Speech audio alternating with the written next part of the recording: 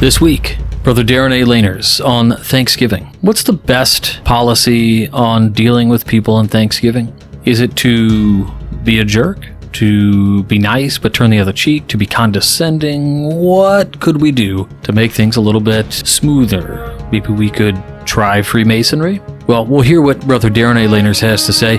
And then later in the show, we've got a piece from the Square and Compass magazine all the way back in 1937. In an excerpted piece from the New Zealand Craftsman. What did they have to say about Freemasonry and learning? You might be surprised to find out that not everything is in the printed ritual. All this and more. Stay tuned. Welcome back to Whence Came You, a Masonic podcast featuring research papers and discussions related to Freemasonry. Here's your host, Brother Robert Johnson. Welcome back to the show. This is episode number 659. I want to thank our contributors, fellows, producers, and legacy partners of the WCY podcast. Without you, we can't make this show. If you want to learn more about how you can help support Masonic education, then head on over to our website, wcypodcast.com. Learn about our story, not just the podcast story, our story. You and me and the podcast and all the people who have helped support the show over the years. Learn all about it and see how you can help support the WCY podcast on our website. You can check out the shop and as well as our Skull and Crown Limited. I'll begin to share images and things of some of the leather goods that we do with Skull and Crown on its page. I'll cross-promote them over to WCY and things so that you can see some of the items that I'm able to do and make for those folks out there. Again, all money that goes into Skull and Crown Limited also goes right back to funding Masonic education. The schedule is starting to ease up. I've got one more big event this year, and then it's pretty much smooth sailing through the rest of the year and into January. So I'm really excited to slow down a little bit. I think we're going to continue to make episodes throughout the rest of the year. I don't anticipate taking the last 2 weeks of the year off as I have in previous years, because we've missed a couple episodes this year, and I feel like we should make that up. And so I'll have that. And you'll have something to listen to and engage in over the holiday season. Anyway, the first piece I have for you this week is timely. It's on the Midnight Freemasons blog.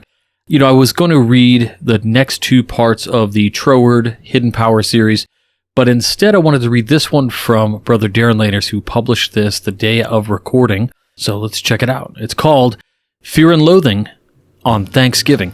Check this out. Here we are yet again, another Thanksgiving, another day of food and football, and in many cases, depending on the level of dysfunction of your family, too much alcohol and a family fight, or more than one. I'm about to pick a family fight without the alcohol, without the food, without the football. The fight I am going to pick is based on our behavior, mostly on social media, but this can also apply in real life. It's probably a good time to discuss this given the real possibility of fear and loathing on this Thanksgiving Day. In fact, what I saw on many brothers' social media posts up to and after the election, to be clear, this goes for both supporters of the red and blue or anyone in between. Can we stop with memes and comments that go against our core values? Pretty much those demeaning against certain individuals who are of different gender, race, religion, or sexual preference? Basically, can our membership stop acting like internet troglodytes who look like Walter Sobchak cosplayers? To paraphrase the late Dwight Smith, why not try Freemasonry? What I mean to say is, we as members of this fraternity have an identity crisis. The crisis is this: we need to decide if we're going to act like Masons both outside and inside of our lodges, or only inside of them. I think this decision is the fundamental solution to all of the issues facing us right now, and for the foreseeable future. Let me explain. If we were acting like Masons both inside and outside of our lodges, then we are getting outside of our lodge rooms and we're being active in our communities, which gives us more visibility in our communities, which should in theory lead to new members. This also means that we're being respectful of everyone in our communities, online and real world, able to have meaningful discussions between opposing viewpoints that are backed up by verifiable facts or data, able to embrace our differences by finding common ground with each other, and parting in harmony, which should show us living tenets of Masonic philosophy in our daily lives. Or we can decide only to act like Masons in the lodge room. This means we're not getting out in our communities, so there's no community visibility for the lodge, which means we're not getting new members. Otherwise, we're acting like assholes outside of the lodge room, both virtually and in reality. We're entering conspiracy theories as factual, arguing with everyone who has opposing viewpoints without having verifiable data or facts. And we don't have to live the tenets of Masonic philosophy because, heck, nobody even knows we exist in this town. Of the two options above, which do you think is the best recipe for future success? Let's just say this. When you're being a Freemason, you're acting like an individual who is a member of a small and selective, in theory, group of men. When you're being an asshole, you're acting like a common denominator, because everyone has one. Before you go to wherever you're going for Thanksgiving, you need to ask yourself, what type of member are you going to be this year? Are you going to fear what conspiracy theory Uncle John or Aunt Karen is going to start ranting about to the point that you loathe having to go? Or going to be able to go and be able to ask Uncle John or Aunt Karen for verifiable facts and data to back up their assertion of reptilian shapeshifters taking over the world? Are you going to be able to respectfully disagree with your relatives and walk away? Or are you going to feel the tug on your ego when your relatives vomit word salad, and so you decide to, quote-unquote, own them? Choose wisely. Darren A. Laners wishes everyone a happy Thanksgiving. Love this. Great words of advice. I'm all in on this, and in fact, I think it's something that many of us have talked about a long time. I've often made comments about secretaries of Masonic lodges who seem to be secretaries at the lodge meeting, but forget about the 29 or 30 days in between each meeting. They're not doing their work. They're, just pushing out the minutes the day before the next meeting and all of this. Yeah, well, listen, we're Masons in between every meeting as well. So, this goes for all aspects of what we are trying to do, right? It's not just a script we're following. Those are instructions, the charges, the obligations. They're telling us what to do. It's not just lip service. So if you think it was, reevaluate. Maybe it's time for you to leave the fraternity. The next piece I have for you comes from the Square and Compass, a journal of Masonry established in 1892. This particular piece, out of the April 1937, volume 46, number 2. Now, all of these are probably online somewhere, scanned in and digitally available. I'm just reading them from the original paper, antique paper, because I have so many of them. I just pick them up and I'll flip through and find a cool article that I think people will like. So that is what I'm doing here. Again, this piece, in case you hear the paper, that's what it is called Ignorance and Enlightenment. Much of the obscurity of the origin and early history of Freemasonry has been caused by the secrecy generally observed by the brethren of that period. But little was committed to paper, and the proceedings recorded were of the scantest character. The Grand Lodge of England, the mother of modern Freemasonry, seems to have been inspired till the comparative later time with hostility toward the art of printing. The liberty of the Masonic press and the free expression of thought which is now conceded to Masonic writers is a victory, gained only after an arduous struggle. It was the general opinion of those in high office, but not deep in Masonic knowledge, that all the learning of Masonry should be confined to a mere recital of the ritual and the acquaintance with lodge lectures.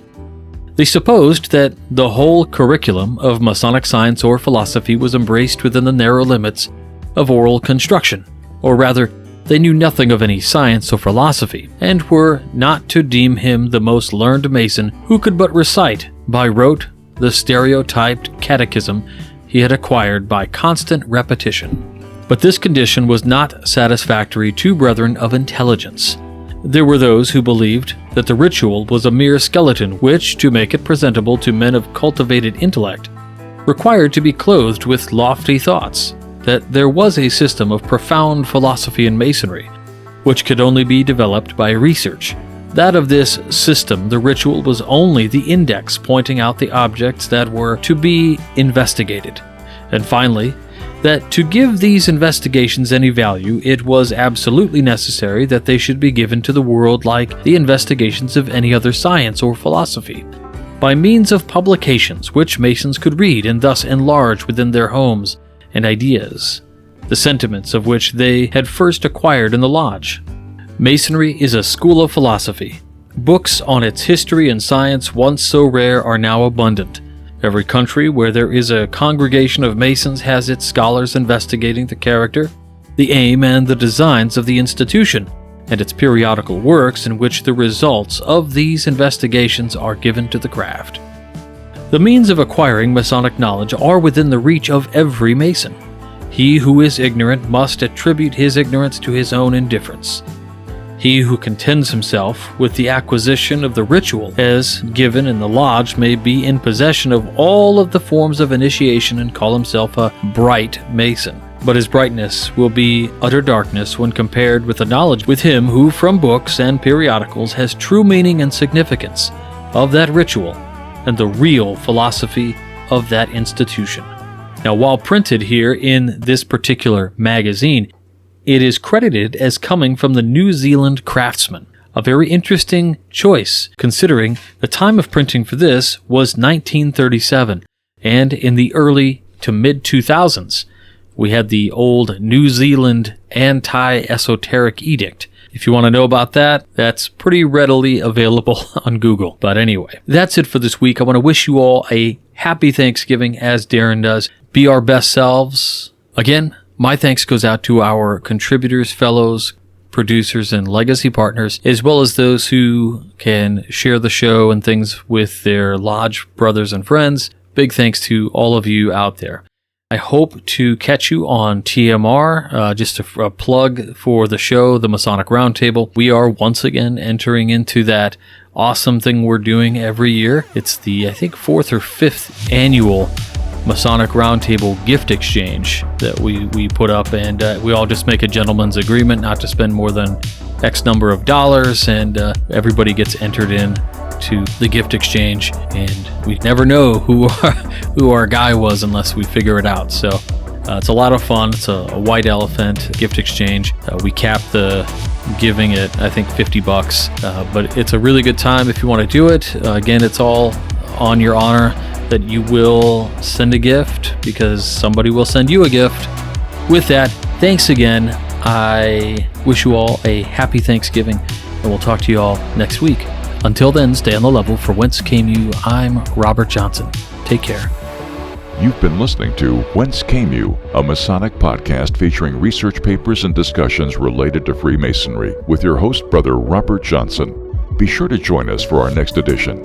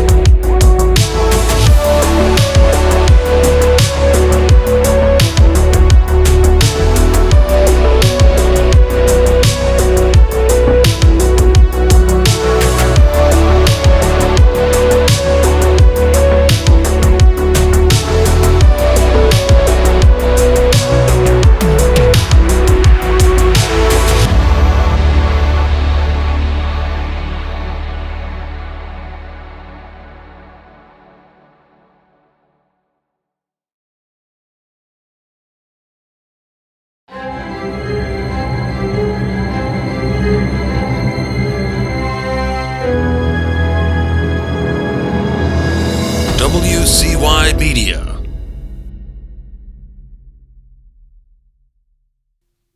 Why, that's BBS na